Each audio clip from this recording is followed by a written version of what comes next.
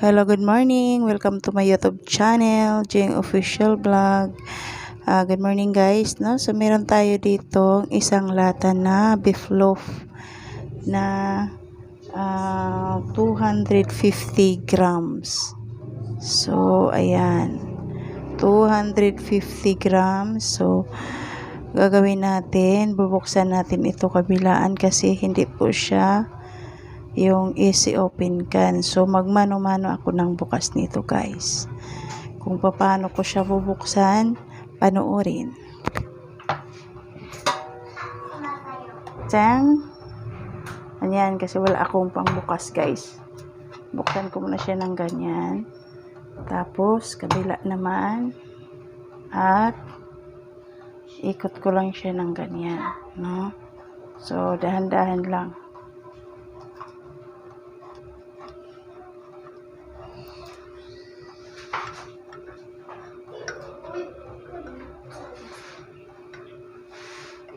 Pag beef loaf kasi halos wala siyang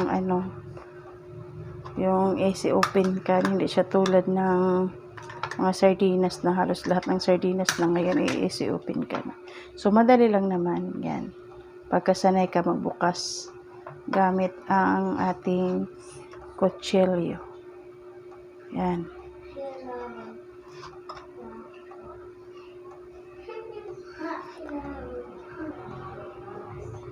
Lakad naman ng takbo ba yung lakad? Ganyan lang, ikot-ikot lang.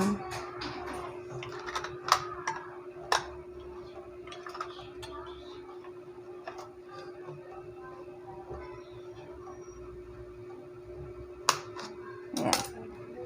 Then, next, i-push natin siyang palabas. Ayan.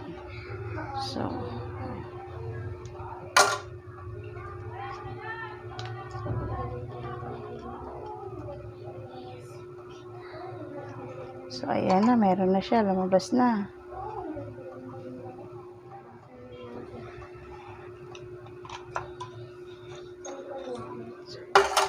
Ayan.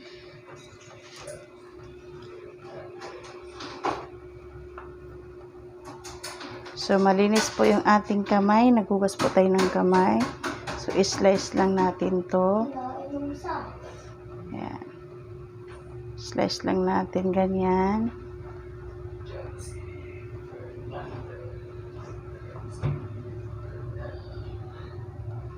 Parang masyadong malaki.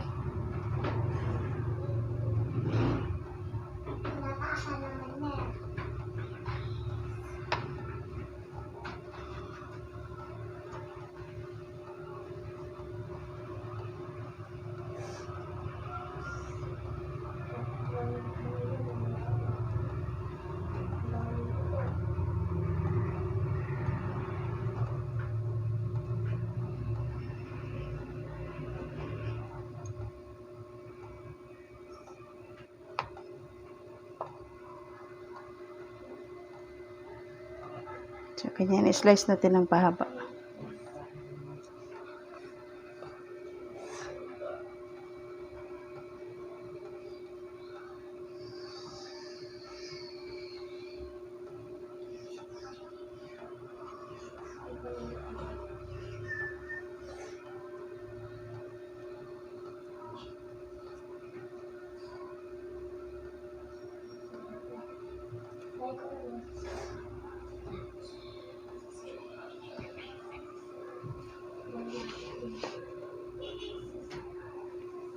So, ayan na. Na-slice na natin yung ating. Naman natin gagawin. Meron tayo ditong isang itlog. So, ayan. Pasagin lang natin yan. So, lalagyan natin ng kunting asin yung ating itlog at garlic powder. So, isang ganun lang. Mix.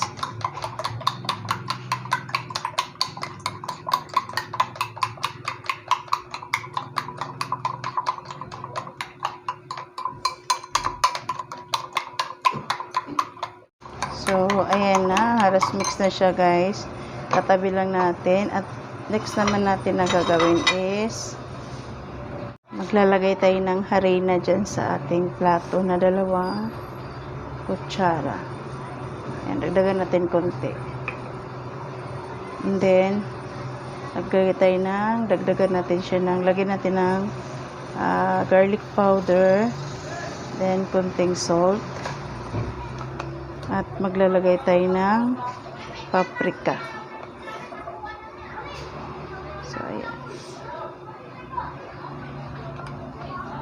Then, mix lang natin. Mix natin hanggang sa mag-combine sila ng maayos. Kailangan mag-combine sila guys para pantay po yung lasa ng ating flavor. Mga pinaghalo-halong flavor. Ganyan. So, ayan na-mix na po siya. Mix natin gagawin guys is kukuha tayo dito ng isang piraso. I-roll natin siya dyan sa itlog. Then, pagka na-roll na natin siya, ilagay natin siya dito sa ating mixture na powder. So, ganyan lang. So, uulit-ulitin lang natin siya hanggang sa makot natin siya lahat. So, ganyan. So, ayan guys. Tabi natin. Ayan.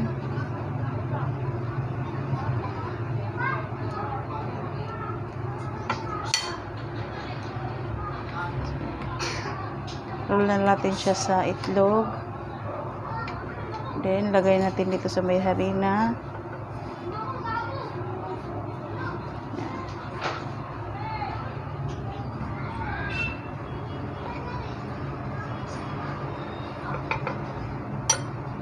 Then, tabi natin dyan. Yan. Kunin na naman natin yung iba. Ilagay na naman natin dyan. Sabayin na natin. Yan.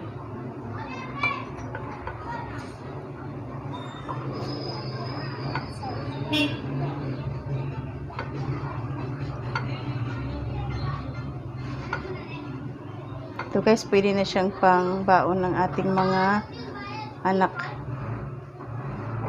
Yan.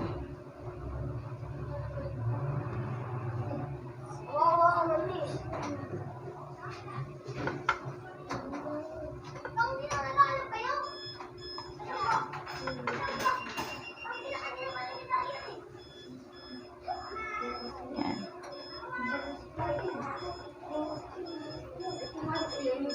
So, ito na po yung ating nakot, no guys. So, i-fry na natin yung ating coated na beef loaf. So, ganyan lang.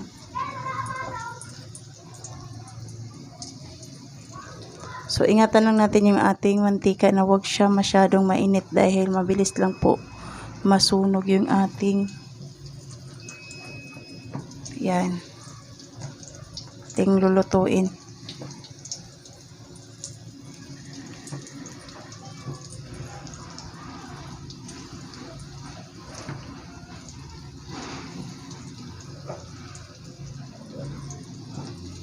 So, ayan.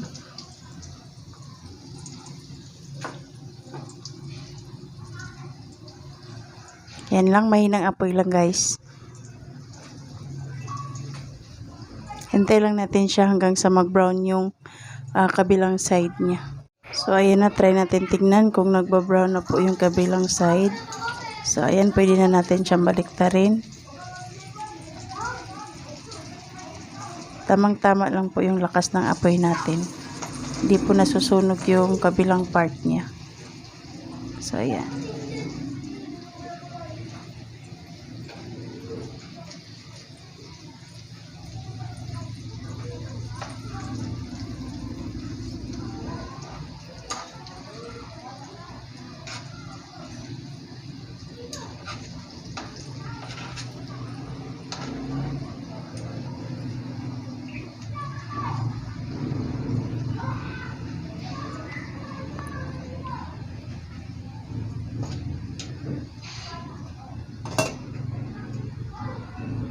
So, ayan na po guys, no? Medyo brown na po yung side niya. So, ayan. Hintayin lang natin maluto yung kabilang side, guys.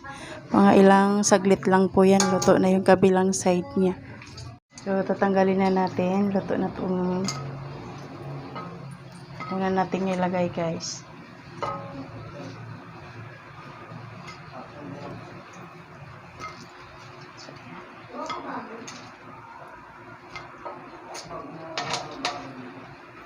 Yan na po, guys. Oh. Toasted po siya.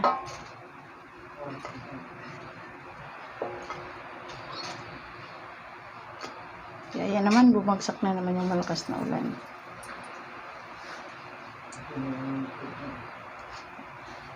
So, ayan, ang ating first batch to. So, ayan, lalagay na naman natin yung ating pangalawang batch.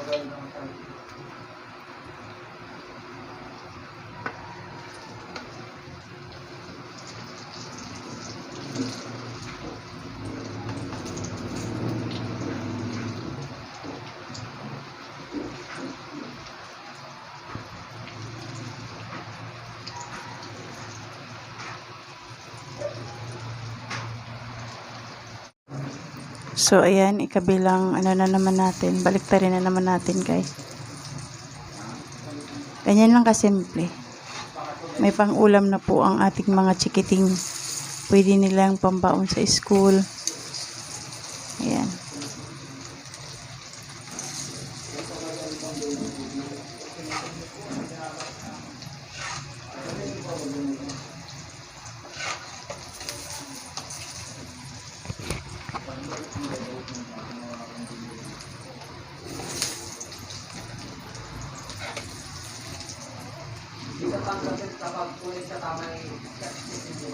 Kaya hindi po siya tuwid kasi ito po yung part ng gilid sa lata. Yung bandang gilid na parang pa-curve siya. So, ayan. So, saglit lang guys. So, ayan po yung ato. Habang hinihintay po natin siyang maluto, no guys. So, sa lahat po ng hindi pa nakapag-subscribe sa aking channel, don't forget to click the bell button. Subscribe and click the bell button din para lagi po kayong notified sa aking mga bagong videos. Ayan.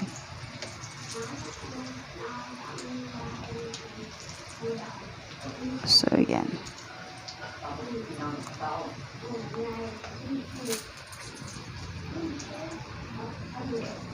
Wait lang natin ng ilang seconds lang. So, pwede na siyang yan. Pwede na po natin siyang tanggalin sa kawali. Kasi baka ma-overcook naman, masobrahan naman, masunog naman yung ano. So, ayan. So, huwag kalimutang i-off natin yung ating kalan. Ayan. So, ito lang guys. Lagay ko na ito sa plato. Malinis na plato. So, ayan na po yung ating nalutong beef loaf guys, no? So, ayan na. Napaka-crispiness po niyan. Ayan.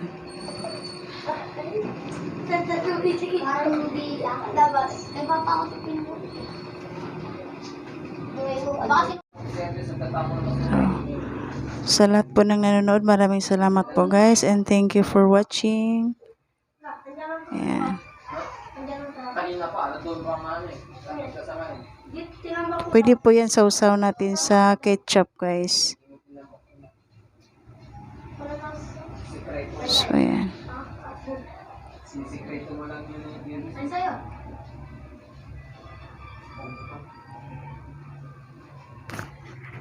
Dapat sinuntok yun. Mapapunayan ng basura.